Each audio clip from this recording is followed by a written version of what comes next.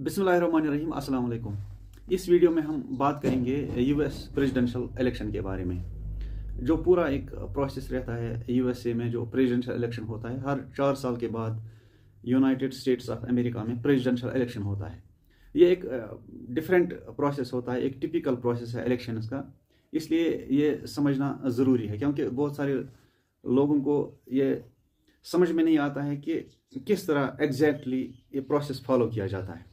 तो सबसे पहले कुछ चीज़ें जो क्लैरिफाई करने की ज़रूरत है, उसमें से सबसे पहले ये कि जो यूएसए है, USA is not a 2 party system. इसका मतलब ये है कि वहाँ पे जो रिपब्लिकन और डेमोक्रेटिक पार्टी हैं, उनके अलावा भी पॉलिटिकल पार्टीज एग्जिस्ट करती हैं, लेकिन जो मॉडर्न पॉलिटिकल सिस्टम है यूएसए का, उसमें 2 ही डोमिनेंट पॉलिटिकल पार्टीज हैं, यानी एक डेमोक्रेटिक पार्टी और दूसरी Republican Party. There are other numerous parties जो कि वहाँ पे है, जैसे ग्रीन पार्टी है, जैसे रिफॉर्म पार्टी है, जैसे एंटी मैसोनिक पार्टी है, या लिबर्टेरियन पार्टी है, इंडिपेंडेंट्स हैं।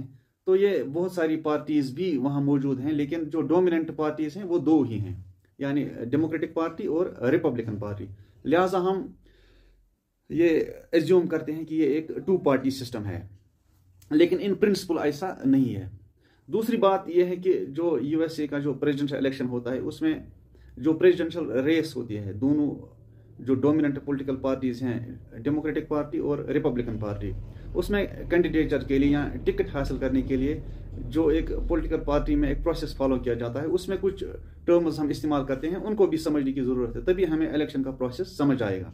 तो इसमें एक हम कहते हैं प्राइमरीज एंड कॉकसेस। ये कॉकस क्या होता है? ये एक मीटिंग होती है रजिस्टर्ड पॉलिटिकल पार्टीज की, रजिस्टर्ड पार्टी मेंबर्स की, एक पॉलिटिकल पार्टी की, यानी जो डेमोक्रेटिक पार्टी के पॉलिटिकल पार्टी के मेंबर्स होंगे, रजिस्टर्ड मेंबर्स होंगे, पार्टी मेंबर्स होंगे, जब वो एक मीटिंग करते हैं, एक डिस्कशन करते हैं, डिलिब्रेशंस करते हैं, डिबेट करते हैं कि उनकी पार्टी की तरफ से जो प्रेसिडेंशियल कैंडिडेट होगा या जो नॉमिनी होगा वो कौन होगा, कैसा होना चाहिए, किस कैंडिडेट को हम सपोर्ट करेंगे। इस तरह की जो मीटिंग होती है, डिलिब्रेशंस होती हैं, इसको हम कहते हैं कॉक्स। कुछ स्टेट्स में ये फॉलो किया जाता है और कुछ स्टेट्स में जो एडमिनिस्ट्रेशन होती है वो ऑर्गेनाइज करती है इलेक्शंस, जिनको हम कहते हैं primaries. These are state held elections to nominate delegates.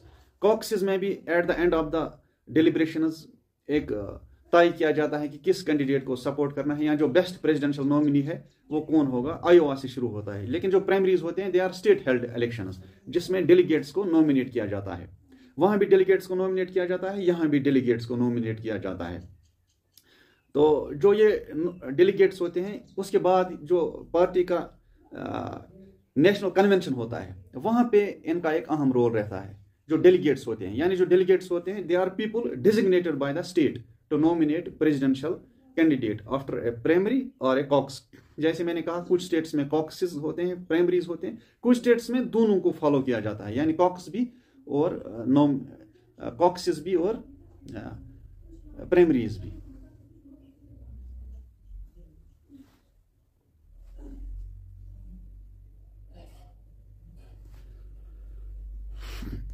उसके बाद हम बात करेंगे जो कन्वेंशन होता है। कन्वेंशन होता है meeting where party delegates assemble to pick a presidential candidate. ये एक बहुत बड़ा इंपॉर्टेंट स्टेप होता है किसी भी पार्टी में, यानी डेमोक्रेटिक पार्टी में भी या रिपब्लिकन पार्टी में भी। जो नेशनल कन्वेंशन होता है जिसमें डेलीगेट्स असेंबल होते हैं, दिस वेरी इंपॉर्टेंट प्रोसेस। यहाँ ये बताता चलूँ कि ये यूएसए का जो कॉन्स्टिट्यूशन है उसके प्रोविजंस नहीं है। Over a period of time ये एक प्रोसेस एवॉल्व हुआ है, यानी कॉकसेस का, प्राइमरीज का, नेशनल कन्वेंशन ऑर्गेनाइज करना, तो उसके बाद टिकट मिलती। तो उसके बाद इलेक्शन डे कौन सा होता है? 1845 से उसूल वहाँ पे राइज है कि जो नवंबर की फर्स्ट मंडे के बाद जो ट्यूसडे आती है, उस दिन इलेक्शंस हेल्ड होंगे। जैसे 2024 इलेक्शंस नवंबर 5 को ऑर्गेनाइज हो रहे हैं। इसके बाद जो टर्म्स हम इस्तेमाल करते हैं, जैसे ब्लू स्टेट। ब्लू स्टेट हम कहते हैं स्टेट्स वायर मेजॉरिटी जो है वो डेमोक्रेटिक पार्टी के लिए वोट करते हैं, या रेड स्टेट्स वो जहाँ पे रिपब्लिकन पार्टी का ज़्यादा सपोर्ट रहता है, तो उनको हम कहते हैं। इसी तरह हम यूज़ करते हैं इसमें बैटल ग्राउंड स्टेट्स या स्विंग स्टेट्स।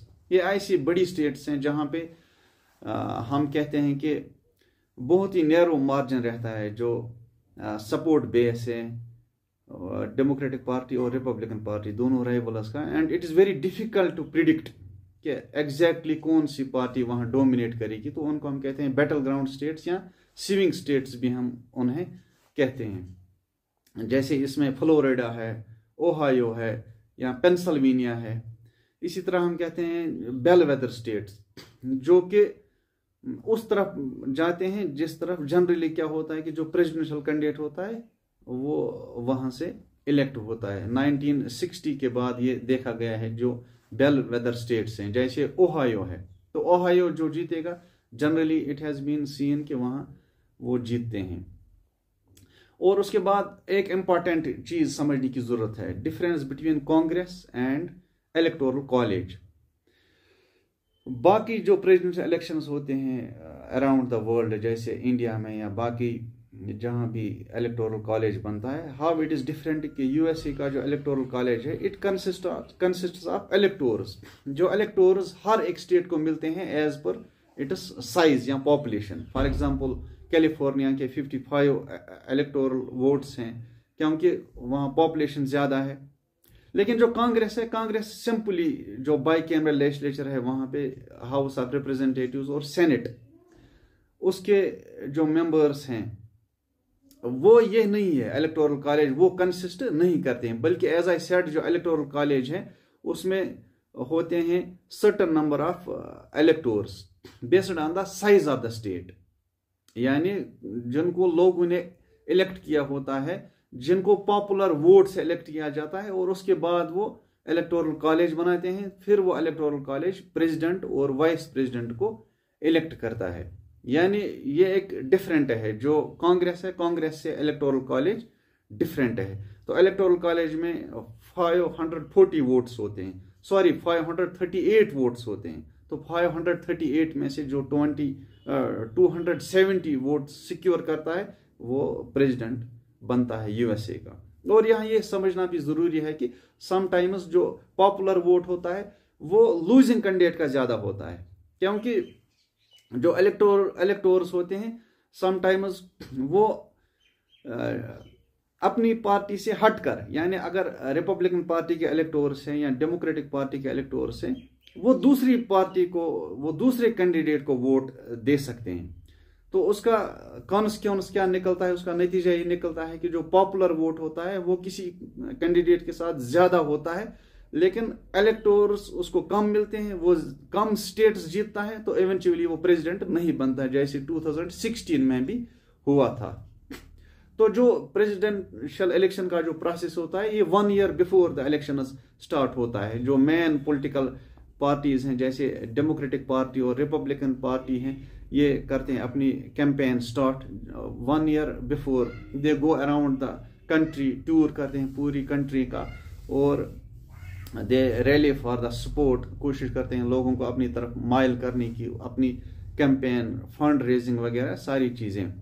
तो इसके बाद जो स्टार्ट होती है कैंपेन, ये होती है टेलीवाइज्ड डिबेट से। तो जो डिबेट्स में हर एक कैंडिडेट अपना पॉइंट ऑफ व्यू देता है, इवन टफ क्वेश्चंस के आंसर्स देने पड़ते हैं। तो उसके बाद जो दूसरे कैंडिडेट के का व्यू पॉइंट होता है उसको काउंटर करना पड़ता है, उस पर अपना स्टैंड देना पड़ता है। जो यूएसए का जो इलेक्शन प्रोसेस होता है ये बड़ा एक टिपिकल प्रोसेस होता है। एज आई सेड, इसमें प्राइमरीज और कॉकसेस होते हैं। इसके बाद इसमें नेशनल कन्वेंशन जो होता है। प्राइमरीज और कॉकसेस हर एक पार्टी अपने डेलीगेट्स चुनती है, जिनको ये एक पावर होता है कि वो किस कैंडिडेट को वोट दे सकते हैं लोगों के बिहाफ पे। पॉपुलर वोट का इस्तेमाल करते वो इलेक्टोरल कॉलेज कंप्राइज करते हैं और उसके बाद वो वोट देते हैं। जो नेशनल कन्वेंशन होता है ये एक एनुअल फाइनल प्रेसिडेंशियल नॉमिनेशन के लिए होता है। रिपब्लिकन्स का भी होता है, डेमोक्रेटिक पार्टीज का भी होता है।